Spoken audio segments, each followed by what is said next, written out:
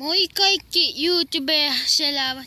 Tänään tuli ostettua tämmönen Rainbow Cola Free ilmainen kokisjuoma, energiajuoma.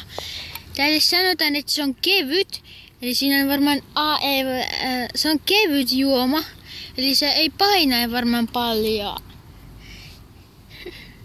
Ja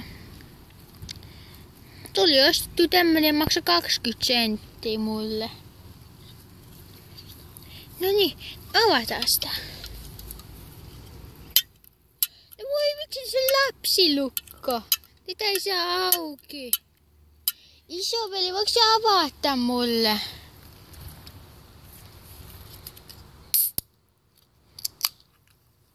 Kiitos isoveli. Isoveli osaa avata lapsilukot, mutta minulle se on vielä vähän vaikea.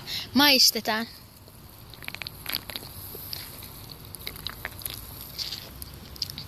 Nam!